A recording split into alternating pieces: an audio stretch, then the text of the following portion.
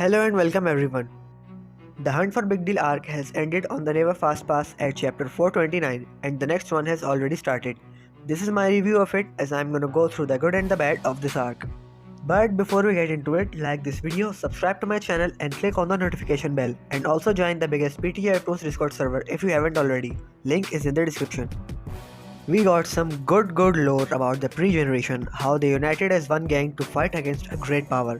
This makes me excited for the future to learn more about not only the gang but also the great power. We also get to know that they all had different goals, meaning they might have been enemies with each other, as it was definitely the case with the second in command of the gang. Elite, the man whose identity was also a secret up until this arc, as we found out that he was exactly who most people thought he was. The founder of the four major crews, Charles Choi. But as much as this reveal felt good, it also left us with many questions about the pre-generation. Most importantly, questions about the death of the pre-generation legend Gapryong Kim, as we came to know in this arc that he died on the same day as Baekho Kwon, his most loyal friend. That's enough about questions. Now let's talk about the answers that we got from this arc.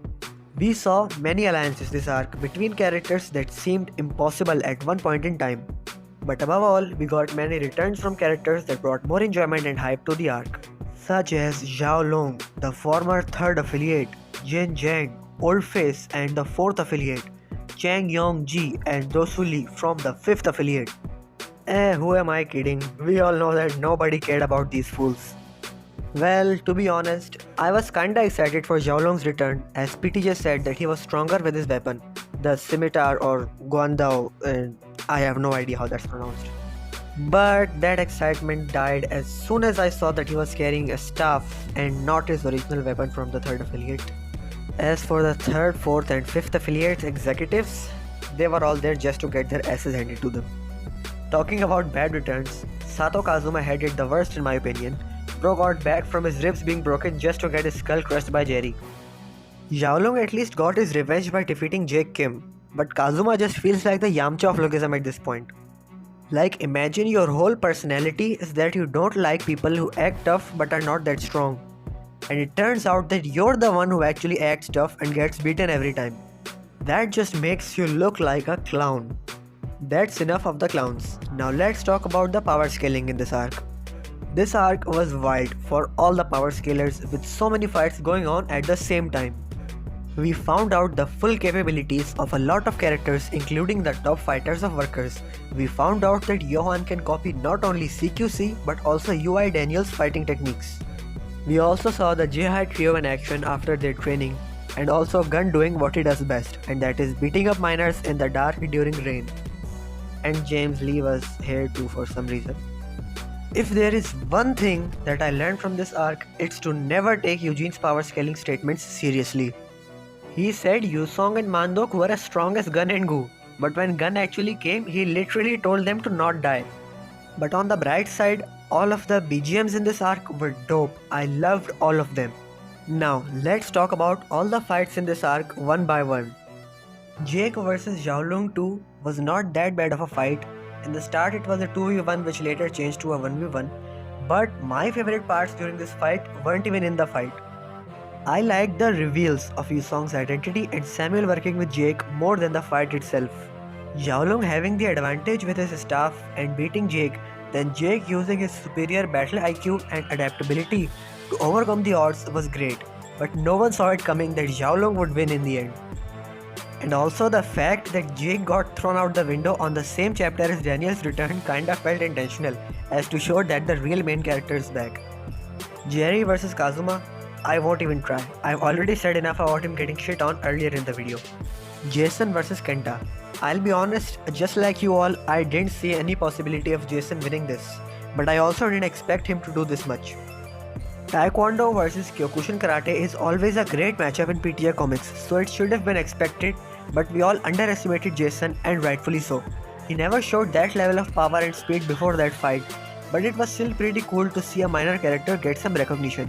Lineman vs Ryuhei looked like a short comedic encounter at first, since we all thought that he got knocked out in that one hit, but we later saw that he was still up and kept fighting. Brad vs Mandok. It showed Brad's struggle to hold on to Mandok to stop him for as long as he can. I love moments like these where the minor characters get some screen time. Jerry vs Mandok.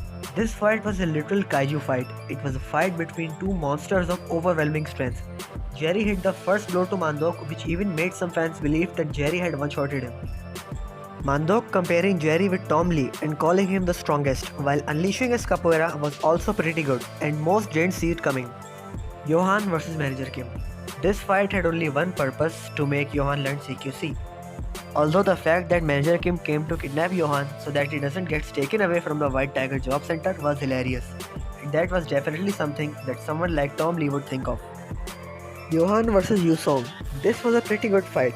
We saw that Samuel got found out as the traitor, and now Johan had to fight Usong right after fighting with Manager Kim.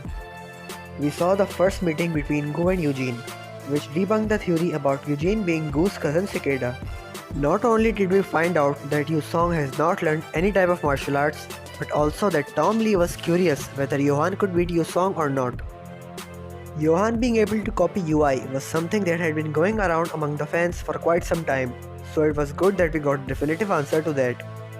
The fight itself was quite good. We saw Johan pull off the UI techniques in 10 seconds and was able to put down Usong.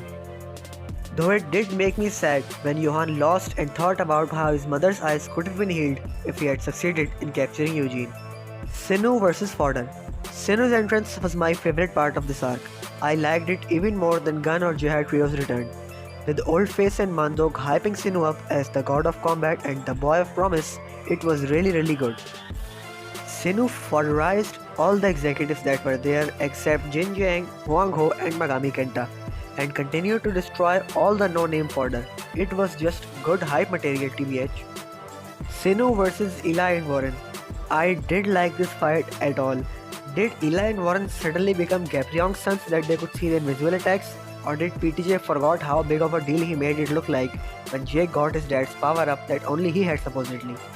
If everyone with mastery can block invisible attacks, then what was the point of Tesu's speech and giving Jake that Gapriong app in the second affiliate arc? Even the pose is the same but with a different angle. Vasco vs Fodder. I wanted Jin Jang to fight Jace Park again, but I guess PTJ forgot Jace is a relevant character, though it still felt good to see Vasco one-shot both Jin and Huang Ho at the same time. Zack vs Kenta. Even though Kenta was already tired, Zack one-shotting him still felt good. It was the first debut for Zack in quite a while. Daniel vs Taegon and Xiaolong. It felt good to see Daniel beat two people who he had a conflict with during the third affiliate arc. Taegon getting one shot was expected and Xiaolong getting negged felt hype. But Xiaolong noticed that the technique Daniel used was guns, when Guns said in third affiliate that he and Xiaolong have never fought. So this was either a retcon by PTJ that makes zero sense, or Gun went to China just to fight with Xiaolong for some reason. J-High Trio vs Workers Duo. Seeing the J-High Trio face the Workers Duo without breaking a sweat felt really good. Zack getting such good defense, Vasco having physical strength on par with Mandok, Daniel getting all of Gun's techniques and a better mentality was all I wanted from them in this arc. Gun vs Fodder. Gun's entrance elevated the arc even more. Not only did Gun make everyone remember who he is, but also that the second generation is still not a match for him. He actually made fun of power scalers by saying Gun level doesn't exist and Gun is just one man. I'm not gonna lie, I laughed at Kenta when he lost and started crying. Then Ryuhei did what he does best, which is making a dope ass entrance and then losing. But Ryuhei is still my favorite among the workers.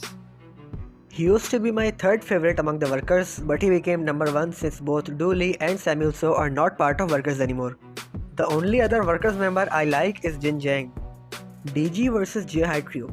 I was really not pleased when DG appeared, as he stood on the workers side so the J-High Trio would have to face him, which meant losing. And I did not want the J-High Trio to lose as soon as they returned from their training. I said this in the comments of my poll too. But as if to mock me, PTJ did the exact same thing I didn't want and made them fight DG. Well, at least Daniel managed to land a hit. Even Zack and Gongsop had the same pose as Jake from second affiliate. So literally everyone and their mother has a Gapriong amp now. And the police actually appeared. Even though Eugene asked them to come, it was still the first time the police actually did something in Lookism. Though Daniel still managed to escape with the help of Chairman Hong. And yeah, I know the police have appeared before in the series, I'm just saying they didn't operate on such a big scale before. With Big Deal and God Dog gone and Hostel joining the workers, the crews are basically all united. Now we'll see what Daniel does with his crew and how he deals with the workers. Now would actually be a good time to start Vengeance's backstory and have him join Daniel's crew as well. Anyways, I'd give this arc a 9 out of 10 rating. It was an enjoyable arc and I'd love to see where we go from here. That's it for this video, I'll see you in the next one.